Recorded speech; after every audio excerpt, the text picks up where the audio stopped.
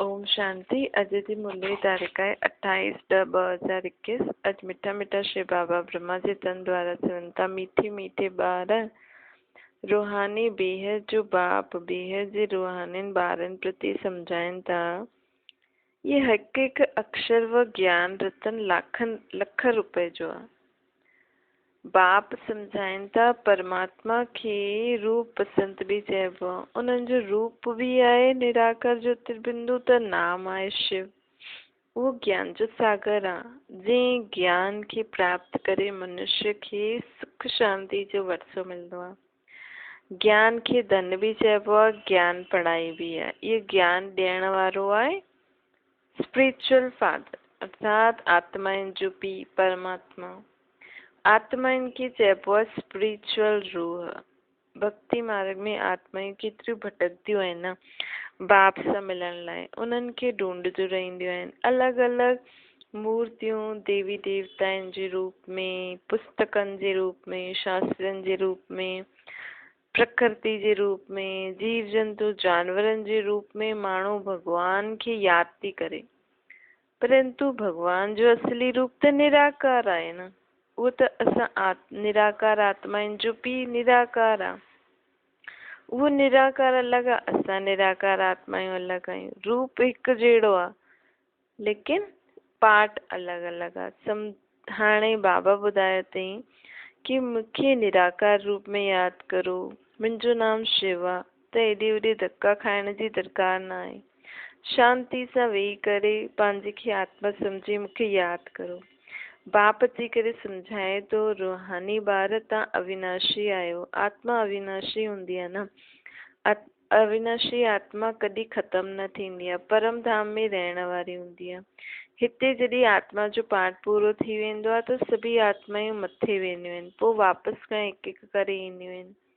हाणे कर्म कंदे बि स्वयं खे आत्मा सम्झो, मूंखे यादि करो। इनखे चइबो आहे कर्म योगी। तव्हां दूर देश जा रहण वारा आहियो। ये ड्रामो आहे।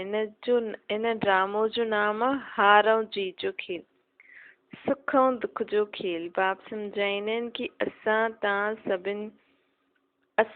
तव्हां सभु शांति धाम जा रहण वारा आहियो। उनखे निर्वाण धाम मुक्ति धाम भी चइबो आहे। पहिरियों त इहो निश्चय करणो आहे कि असां आत्माऊं मथां जा रहण वारा आहियूं। हिते सिर्फ़ु पाठ वॼाइण आहियूं। असां आत्माउनि जो सुधरम आहे शांत। आत्मा बिंदी में सॼो अविनाशी पाठ भरियल आहे। बाप पढ़ाईंदा बि आहिनि तव्हांखे। तव्हां दुनिया वारनि मनुष्यनि जी चिंता कंदा आहियो।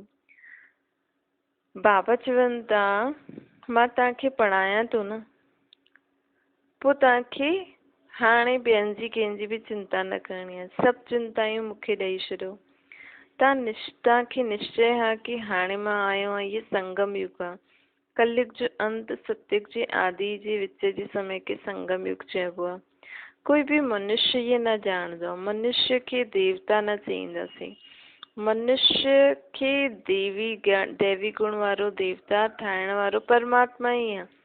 कोई मनुष्य कंहिंखे बि देवता ठाहे न सघंदो आहे। शांति धाम सुख धाम जो मालिक ठाहे न सघंदो आहे। कल्प पहिरियों बि मां आयो हुयुमि, तव्हांखे ईअं ई सम्झायो हुयो, ईअं ई तव्हांखे घर वठी वई हुयमि। माण्हू त चईंदा आहिनि कोई मरियो त चईंदा आहिनि मथे हली वियो, लेकिन मथे कोई वञी न सघंदो आहे जेसि ताईं मां न अचां, इहे सम्झ न ॾियां। मां ई गाइड ठही करे तव्हांखे मथे वठी वेंदो। कल्प पहिरियों बि मां तव्हांखे ईअं ई सम्झायो। हाणे जो प्रेसिडेंट ठहियो 5000 वर्ष पोइ उहो ई प्रेसिडेंट ठहींदो। सॼी दुनिया जी जो बि सीन सिनरियूं आहिनि 5000 वर्ष पोइ रिपीट थींदियूं आहिनि। बुढ़िया जेकी बुढ़ियूं हूंदियूं आहिनि या बुढ़ा हूंदा आहिनि उहे एतिरो धारण न करे सघंदा आहिनि। त उन्हनि खे सिर्फ़ु 3 ई ॻाल्हियूं यादि रखणियूं आहिनि कि मां आत्मा आहियां, शांति धाम जी रहण वारी आहियां, मां पहिरियों सतयुग सुख में पाठ वॼाए, हाणे मां द्वापर खां वठी विकारनि जे वश थी करे विकारी थी आहियां। हिन करे मां हाणे दुख धाम में पाठ थी वॼायां। सतयुग त्रेता में सुख धाम जो, पोइ अधु कलाक पोइ विकारनि जे वश थींदा आहियूं। रावण राज्य शुरू थींदो आहे त दुख धाम ईंदो आहे। हाणे दुख धाम बि पूरो थी वियो। हाणे वरी खां असांखे बाबा खे यादि करिणो आहे, पंहिंजे घर हलिणो आहे। पोइ बाबा चईंदा आहिनि पोइ तव्हां सुखधाम में पाठ वॼाइण ईंदा, सतयुग में घर हली करे कोई वेही थोड़ी रहणो आहे, वापसि अचिणो आहे सुखधाम में पाठ वॼाइण। हाणे जो अची करे बाप जा ठहिया आहिनि उहो ई वरसो वठनि था न। ये सूर्यवंशी चंद्रवंशी राजधानी स्थापना थी थिए, करोड़ों मनुष्य अची करे कुझु न कुझु बाप खां ॿुधंदा सम्झंदा ऐं उहो ई वरसो वठी वेंदा। ईअं ई वृद्धि थींदी वेंदी न। सभु तरफ़ बाबा जो ज्ञान सभिनि खे ॿुधणो ई आहे, सभिनि तरफ़ तव्हांखे वञिणो आहे। अखबार द्वारा बि ॾाढा माण्हू ॿुधंदा, पाकिस्तान में बि अखबार द्वारा ॿुधंदा, हुते वेही करे बि इहे ज्ञान ॿुधंदा। गीता जो प्रचार सॼी दुनिया में ॾाढो आहे। बाप चईंदा आहिनि मामिकम यादि करो, वर्से खे यादि करो, इहे लिखित अखबार में पढ़ंदा, इन करे ई ॾाढा ब्राह्मण ठही वेंदा। जंहिंखे वर्सो वठिणो हूंदो उहो ज़रूरु कहिड़े न कहिड़े रीति वठंदो ई सही। हाणे टाइम थोरो आहे, वृद्धि थींदी रहंदी, देरी सां ईंदा त पोइ तिखो पुरुषारथ कंदा। कल्प पहिरियों जेतिरो स्वर्गवासी ठहिया हुया ओतिरा हाणे बि ठहींदा, इन में जरा बि फ़र्क़ु न पवंदो। शांतीधाम वारा शांतीधाम में वेंदा, पोइ पंहिंजे समय ते पाठ वॼाइण ईंदा। हाणे पंहिंजे समय ते सभु पाठ वॼाइण अचनि था न। बाप चईंदा आहिनि अञा बि मथां आत्मायूं अचनि थियूं पाठ वॼाइण। ॿार मूंखे यादि करो, हाणे घर हलणो आहे। सन्यासी मुक्ति जे लाइ केतिरो मथो मारंदा आहिनि। हिते बाबा असांखे केॾो सहज रीति ॿुधाए कि हाणे मूंखे यादि करण सां ई तव्हांखे मुक्ति मिलंदी। कहिड़े रूप में? स्वयं खे आत्मा सम्झी निराकार रूप में भॻवान खे यादि करिणो आहे, बाप खे। बाबा चईंदा आहिनि सभिनि खे हाणे मां मुक्ति जीवन मुक्ति जो वरसो ॾियण आयो आहे। मुक्ति धाम में त सभिनि खे वठी वेंदमि। पोइ पंहिंजे समय ते सभु ईंदा। सुख त सन्यासी त चईंदा आहिनि कि सभिनि खे मुक्ति मिले त सुठो आहे। छो जी सुख कागविष्ट समान आहे। छो जी हुननि सतयुग जो सुख ॾिठो ई न आहे, हुननि त द्वापर कलयुग जो सुख ॾिठो आहे। द्वापर कलयुग में त सुख ना जे बराबरि आहे न, दुखी दुख आहे। इन करे उहो चईंदा आहिनि सुख कागविष्ट समान आहे। शास्त्रनि में लिखियलु आहे कि सतयुग में बि दुख थींदो आहे, सम्झंदा कुझु न आहिनि। हाणे सतयुग में बि कंस हुजे, कृष्ण जी दुनिया में राम, त्रेता में राम जी सीता खे चुराइनि, इहे त ॻाल्हियूं सभु दंत कथायूं आहिनि, कूड़ी ॻाल्हियूं आहिनि। सतयुग त्रेता जी दुनिया मां स्थापन कई, मां सुख जो सागर दुख जी दुनिया थोरी स्थापन कंदा आहिनि। सम्झण जी ॻाल्हि आहे। हाणे इहे ई ॻाल्हियूं मां सम्झायां थो। इहे सभु द्वापर युग खां जेकी बि शास्त्रनि में ॻाल्हियूं लिखियलु आहिनि इहे सभु द्वापर युग जी लिखियूं आहिनि। परमात्मा खे अचिणो ई आहे, सत्य ज्ञान ॾेई करे सचखंड जी स्थापना करणु, असांखे सचो ठाहिण बाबा आयो आहे। तॾहिं त सत्य नारायण चईंदा आहियूं। तॾहिं नारायण जी आत्मा बि कूड़ो सभु द्वापर कलयुग खां कूड़ी थी, तॾहिं त परमात्मा सत्य ज्ञान ॾेई करे हुनखे सत्यनारायण ठातईं। हाणे असांखे बि उहो ई ज्ञान थो मिले। पतित पावन परमात्मा अचो, सॾु त कंदा आहिनि, चईंदा बि आहिनि अची करे सभिनि खे रास्तो ॿुधायो। तव्हांजो तरफ़ बाबा चईंदा आहिनि, हिकु तरफ़ चईंदा आहिनि पतित पावन अच, ॿियो तरफ़ चईंदा आहिनि गंगा पतित पावनी आहे। गंगा स्नान, यज्ञ, तप, यात्रा करण, इहे सभु भॻवान सां मिलण जा रास्ता ॿुधाईंदा आहिनि। लेकिन इहे त द्वापर युग खां था करो, अञा मिलिया थोरी आहियो। अगरि इहे ई मिलण जा रास्ता आहिनि त भॻवान खे सॾु छो था करो? एॾा धक्का खाइण जी छा ज़रूरत आहे? छो था चओ भक्ति करण सां भॻवानु मिलंदो? मतिलबु इहे सभु करण सां भॻवानु नथो मिले न। इहे सभु भक्ति मार्ग जी ॻाल्हियूं आहिनि। मनुष्य खे त जो ईंदो आहे उहो ॻाल्हाईंदा रहंदा आहिनि। केतिरी महिनत कंदा आहिनि न भक्ति में, केॾो शरीर खे तंग कंदा आहिनि। हिते त बाबा चए थो मूंसां मिलणो अथव त सिर्फ़ु स्वयं खे शरीर खां न्यारी आत्मा सम्झो, मूंखे निराकार रूप में यादि करो। हाणे भॻवान सां मिलण भगत ईंदा या भॻवानु ईंदो? चईंदा बि आहियूं न भॻवानु ईंदो, त असांखे काॾे वञण जी दरकार थोरी आहे। उहो ख़ुदि ई ईंदो न। जॾहिं ईंदो आपे ई असांखे परिचय मिलंदो, आपे ई असां सां मिलण ईंदो। पतित आत्मायूं त वञी न सघनि। बाप चईंदा आहिनि हाणे मां तव्हांखे वठी वञण लाइ आयो आहियां, मां ई तव्हां सां मिलण आयो आहियां।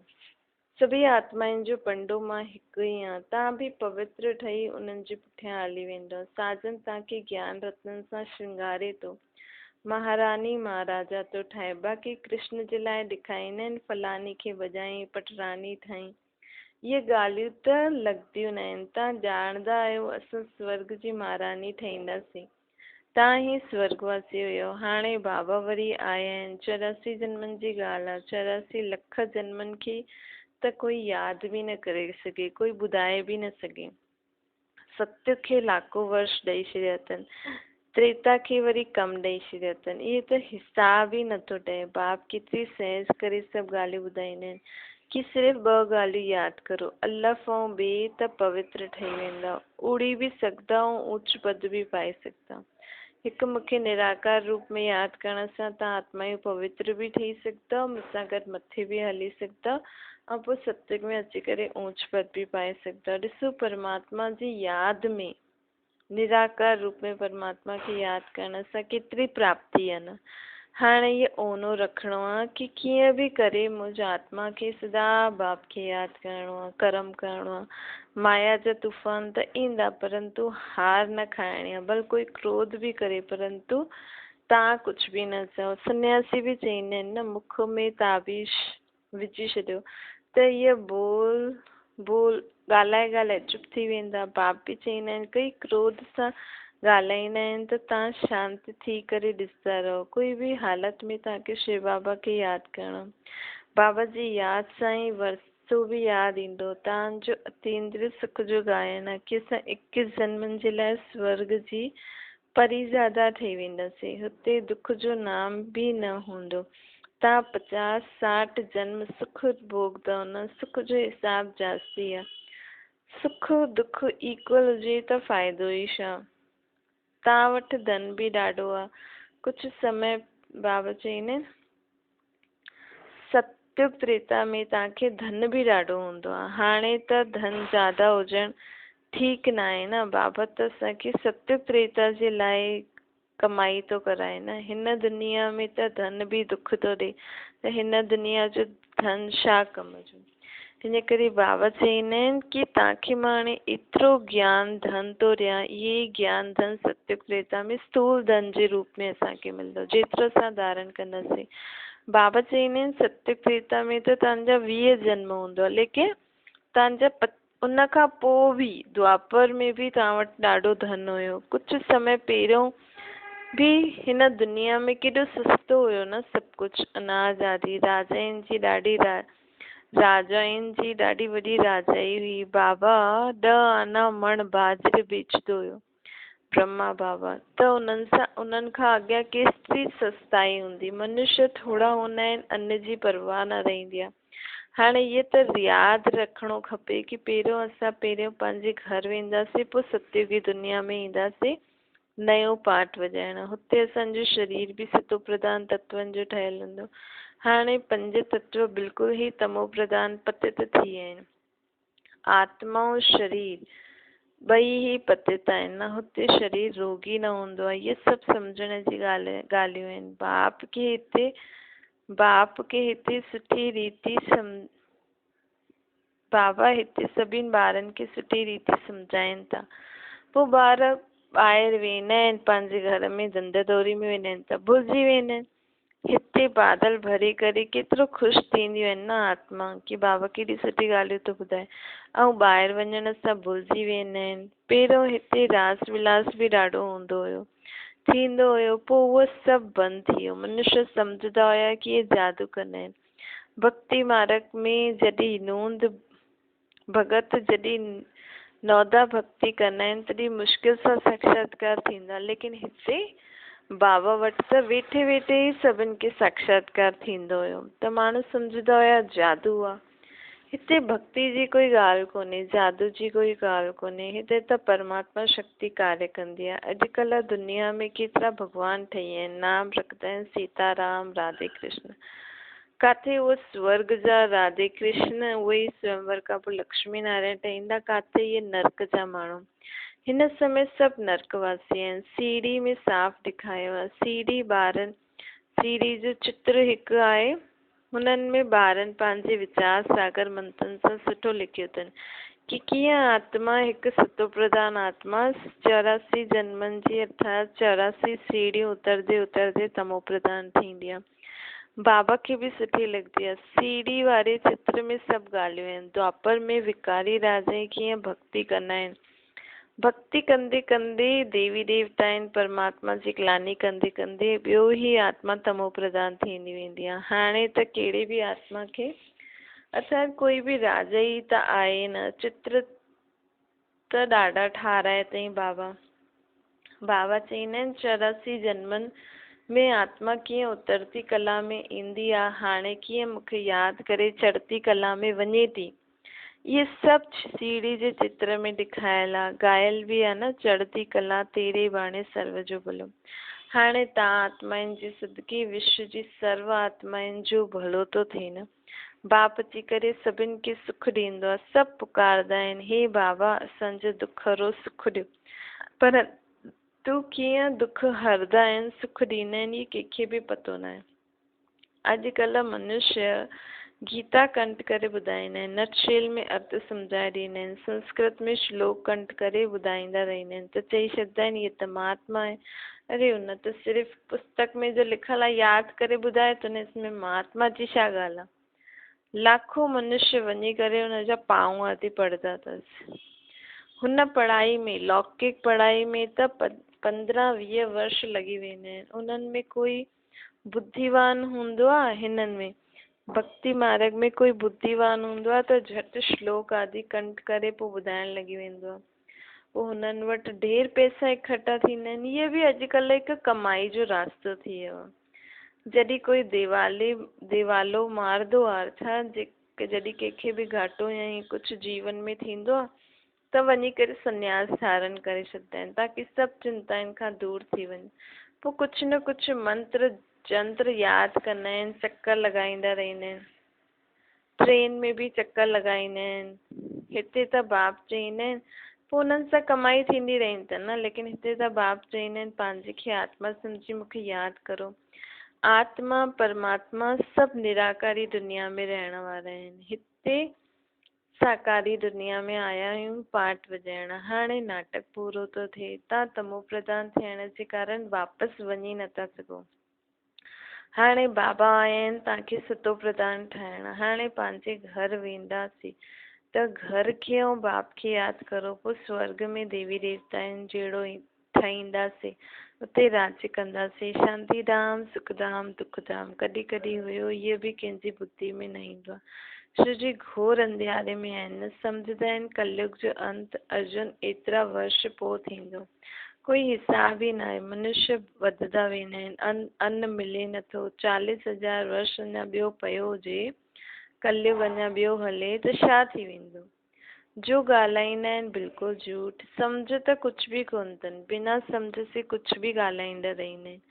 होॾा चईंदा आहिनि भॻवानु कण कण में आहे, वरी भॻवान खे सॾु कंदा आहिनि घंटा वॼाए करे। सुबुह सुबुह जो बाबा चईंदा आहिनि हिन दुनिया में बैंड बाजा वॼंदा आहिनि। कीअं रड़ियूं मारे मारे करे मूंखे सॾु कंदा आहिनि। अरे मूंखे सॾु था करो, होॾां चओ था सर्वव्यापी आहे, तूं में बि मूं में आहे। कुझु त सम्झ हुजणी खपे न। सच जी रती न आहे। हाणे बाप सिखलाए थो रावण ते कीअं विजय पाइणी आहे। रावण अर्थात 5 विकार स्त्री, 5 विकार पुरुष। इहे बुराइयूं विकार, इहे ई रावण आहे न। जॾहिं बुराइयूं विकार आत्मा में प्रवेश थींदा आहिनि त आत्मा जी शक्ल कीअं थी वेंदी आहे, रावण मुआफ़िक थी वेंदी आहे न। आत्मा पंहिंजे शरीर सां लड़दी झगड़दी हिंसा कंदी रहंदी आहे, मारदी रहंदी आहे, रावण मुआफ़िक कंदी रहंदी आहे। कंस ठही वेंदा आहिनि न। रावण ते जीत पाइणी आहे परमात्मा शक्ति सां। सॼी दुनिया खे रावण खां छुड़ाइणो आहे न। हाणे तव्हांजी शक्ति सेना आहे, तव्हां भारत खे स्वर्ग था ठाहियो। पूरी विश्व खे रावण अर्थात विकारनि सां छुड़ायो था न। बाबा चए थो तव्हांजी शक्ति सेना आहे, तव्हां भारत खे स्वर्ग था ठाहियो। केॾी सुठी सुठी ॻाल्हियूं बाबा सम्झाईंदा आहिनि। पोइ बि बाप ऐं वर्से खे यादि करणो ई आहे न। ॻाल्हियूं त ॿुधो था, लेकिन बाप ऐं वर्से खे यादि करे ख़ुशि थियणो आहे। ज्ञान मार्ग में ख़ुशी ॾाढी आहे। हाणे बाबा आया आहिनि। हाणे असां हिन पुरानी दुनिया खां पोइ नई दुनिया में वेंदासीं। बाबा खे यादि करण सां सित प्रधान ठाहिणो आहे, न त सजायूं खाइणी पवंदियूं, पोइ करे करे रोटी टुकड़ो मिलंदो। हिन सां छा फ़ाइदो? जेतिरो थी सघे पंहिंजो पुरुषार्थ करणो, श्रीमत ते हलणो आहे, क़दम क़दम ते बाबा खां राय वठणी आहे। कोई चवंदा आहिनि बाबा धंधे में कूड़ ॻाल्हाइणो पवंदो आहे। बाप चवंदो आहे धंधे में त कूड़ ॻाल्हाइणो ई पवंदो, लेकिन बाबा खे यादि करे करो त पोइ हुनजो पाप कर्म न चढ़ंदो। जास्ती लोभ जे लाइ कूड़ न ॻाल्हायो। हा, कमाई करणी आहे, रोटी टुकड़ो खाइणो आहे, त हुनजे लाइ थोरो बहुत ॻाल्हायो त ठीकु, न त बि बाबा खे यादि करो। ईअं न कि तव्हां विकार में वञो, चओ कि बाबा मां विकार में हली हुयमि, मां तव्हांखे यादि पोइ करां। न, विकार में वयो अर्थात काम विकार जे वश थी करे कोई कर्म कयो त इहे मरियो। इहे त बाप सां गॾु प्रतिज्ञा कई अथव न, पवित्रता जे लाइ ई राखी ॿधबी आहे, क्रोध जे लाइ राखी न ॿधबी आहे। राखी ॿधण जो मतिलबु आहे ई मां आत्मा कॾहिं बि विकार में न वेंदमि। मनुष्य चवंदा आहिनि पतित पावन अच, तव्हां ॿारनि खे अंदर में ख़ुशी हुजणी खपे। बाबा असांखे पढ़ाइण आया आहिनि, पोइ बाबा असांखे गॾु बि वठी वेंदा, पोइ स्वर्ग में हली वेंदासीं। जेतिरो थी सघे सुबुह उथी करे बाबा खे यादि करो। यादि करणु गोया कमाई करणु। हिन में आशीर्वाद छा कंदासीं? ईअं थोरी चइणो आहे तव्हां आशीर्वाद करो त असां यादि करूं, न। सभिनि ते आशीर्वाद करनि त पोइ त सभी स्वर्ग में हली वञनि। बाबा खे यादि उहे ई करे सघंदा आहिनि, बाबा जो ज्ञान बुद्धि धारण करे सघंदा आहिनि, ज्ञान ॿुधी सघंदा आहिनि, उहे ई आत्मायूं जो स्वर्ग में अचण वारियूं आहिनि। हाणे सभु धर्म वारियूं त स्वर्ग में न ईंदियूं, न त बाबा आशीर्वाद कीअं करे?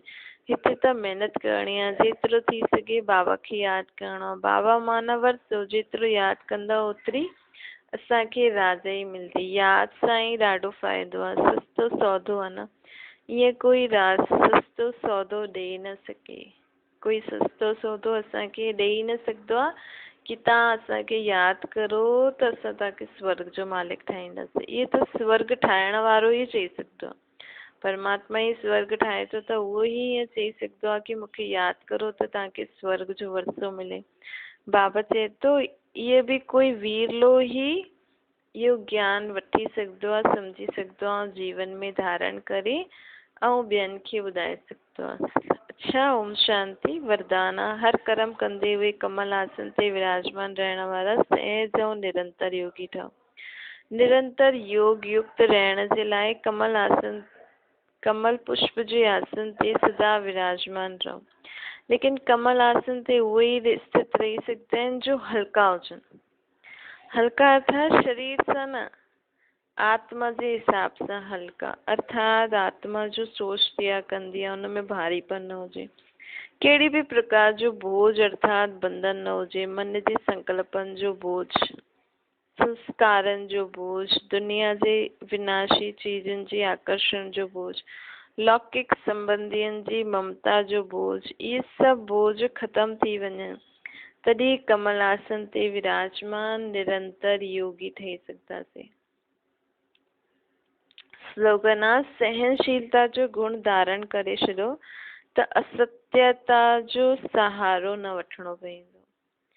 सहनशीलता जो गुण धारण करे छॾो त असत्यता जो सहारो न वठिणो पवंदो। अच्छा, ओम शांति।